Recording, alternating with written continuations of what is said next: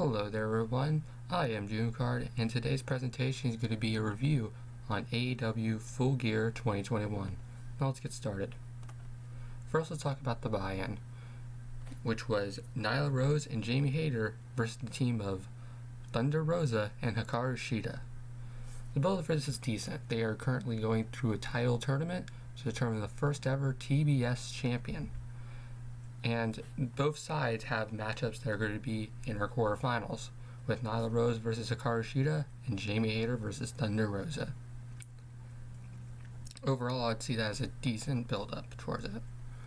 The match itself was pretty fun. Good spots from both teams. I remember solid teamwork between Thunder Rosa and Thunder Shida, or Hikaru Shida. Very fun. Overall, thought it was a fun match. And the right person maybe won. It depends on what's going to happen in future involving the tournament.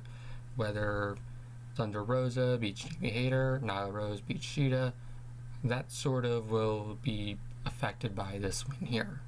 I'm likely seeing Nyla Rose now beating Shida due to getting revenge for this match. Overall, I would say it's a 7 out of 10. It's a fun match. It's a good match. It was about on par with what they would normally expect. Now we get into the main show, where we started with Darby Allin versus MJF. These two have been having a feud for the past couple months, where Darby Allin's Sting went ahead beat through the Pinnacle, but then MJF goes and attacks Darby and attacks Sting, really adding some hatred in there. Overall, I felt it was a good build-up.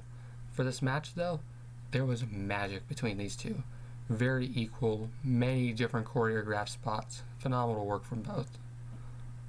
But in the end, MJF was able to pull off the win. And overall, I think I'm good with him winning. He's going to be more of an egomaniac for sure with it. But you know what?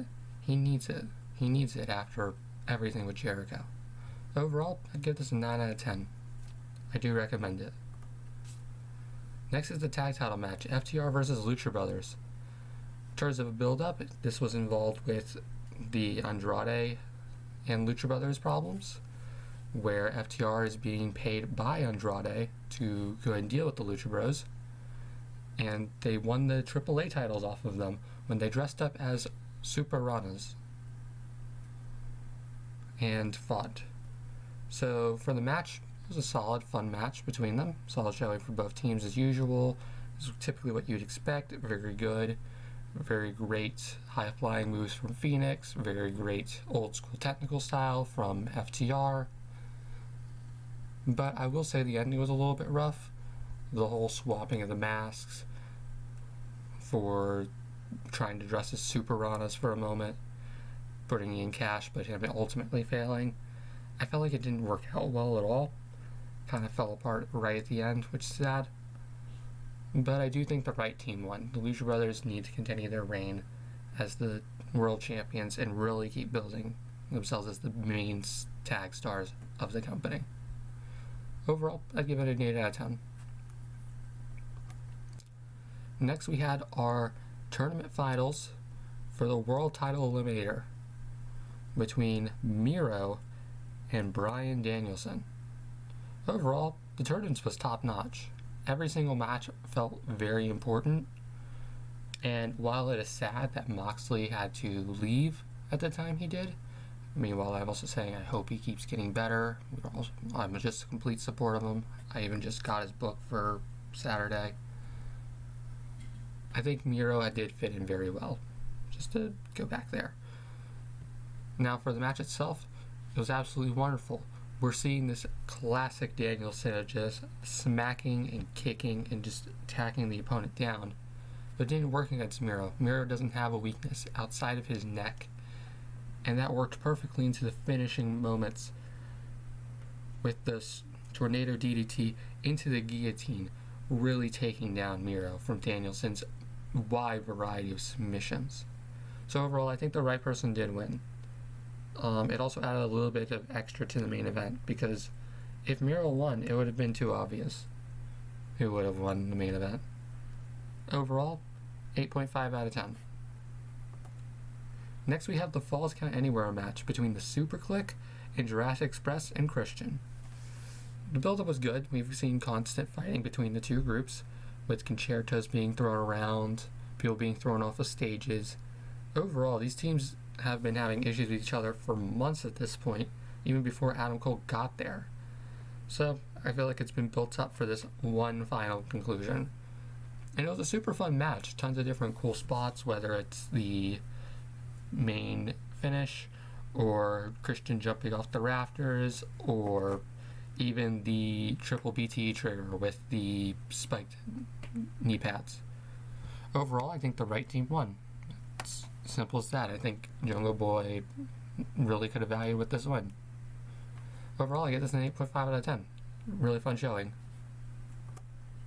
Next, we have Cody and Pac versus Andrade El Idolo and Malachi Black. The build was okay. Felt a little bit weird when they started to mingle together after the second Pac Andrade match. And to be honest, Cody Rhodes versus Malachi Black kind of gone too far. Just too long.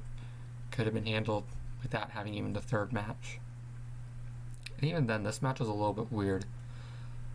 Like, both teams didn't like their partners. It was constant just blind tags, or just not like a general tag, but like slapping each other for the tag. I thought that was weird. I thought it didn't fit too well. So it was like an okay match. Like, everybody got their standard spots, and I thought it was fine. But I don't think the right team won. I think if you're gonna have this sort of issue of like, yeah, can these teams even coexist? You have the team that's been coexisting better typically win. And Malachi and Andrade showed fair about better teamwork than Pac and Cody did. Overall, I give it a 5 out of 10 though. It was a fine showing. Now, we have the women's title match. Tay Conti versus Britt Baker. The build was okay. It was a standard Britt Baker feud build where she talks the entire time and the other person doesn't get to talk. Poor Tay. Now going into the match itself, I thought it was bad. Compared to all the other matches on the card, I felt like this one was the weakest by far. Britt just didn't seem like she had any speed to her. You can tell Tay tried. Tay Conti tried her best. But overall, I felt like the match didn't work out well. And also, I'm starting to get sick of the whole Britt Baker. She's able to handle everything, but also she has two people to help her on the outside as well, while the other person never has the help, which is weird because Tay would be working really well with Anna. But ultimately, though, Britt's the right person to win. The crowd at least chants DMD every time, rather than nothing with Tay. Though I think people were getting behind Tay at the end. Overall, I'm going to give this a 3.5 out of 10. Tay tried her best, but overall, just as a culmination, just didn't work out well.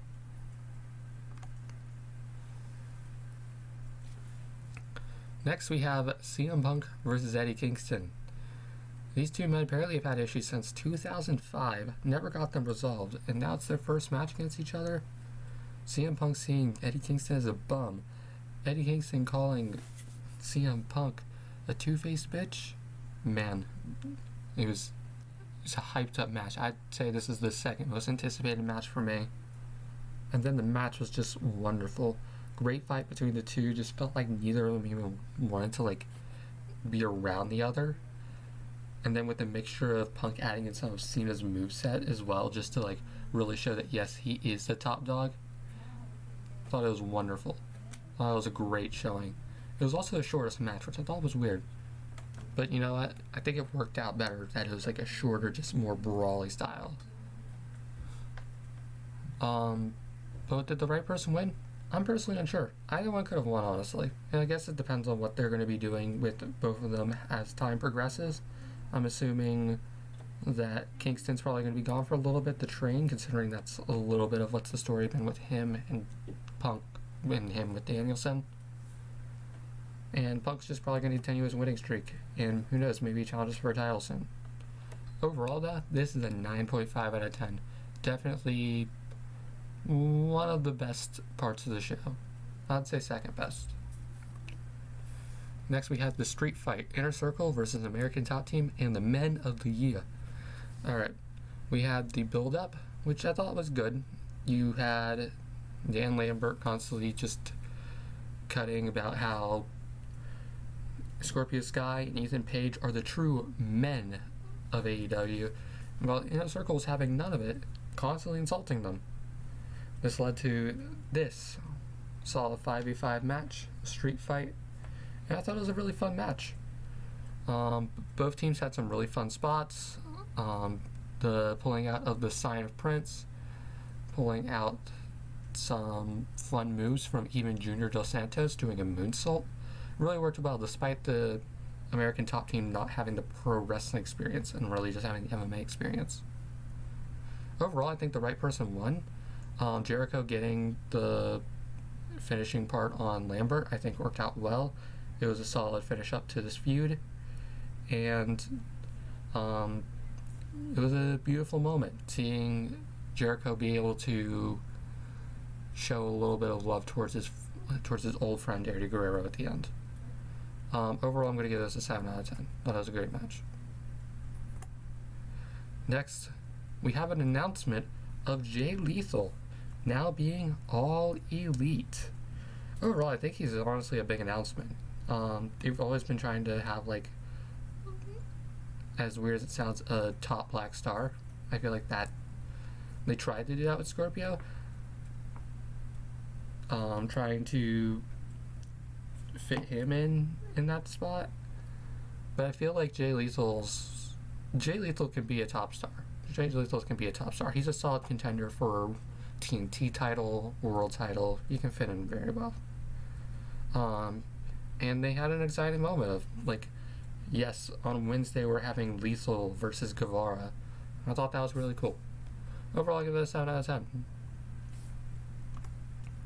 Now, finally, for the main event, we have Hangman Adam Page versus Kenny Omega for the world title. This moment is beautiful. They've been building this for 2.5 years. Hangman's struggles, Hangman's desire to reach that level of the elite, feel like he fits in, fight the self-doubt that he developed after Jericho, truly get along with others. It was a truly phenomenal match with a phenomenal story, with the right ending of Hangman finally holding the World Heavyweight Championship. 10 out of 10, absolutely wonderful. And I'm excited to see where it goes from here. Hopefully Kenny's able to get a break. Since then, I've heard that he had vertigo, he had just busted shoulder. The man needs a break, and hopefully he's able to recover and come back truly as number one again. Overall, though, thanks for watching, everyone. This was fun to do. I want to probably start covering a little bit more AEW content as well, since I watch it every week. If you enjoy this content and want to keep seeing more, be sure to like, leave a comment on whatever you want. And if you're enjoying all this content, be sure to subscribe. I'll keep trying to make more. Alright, talk to you later, and see you for another presentation.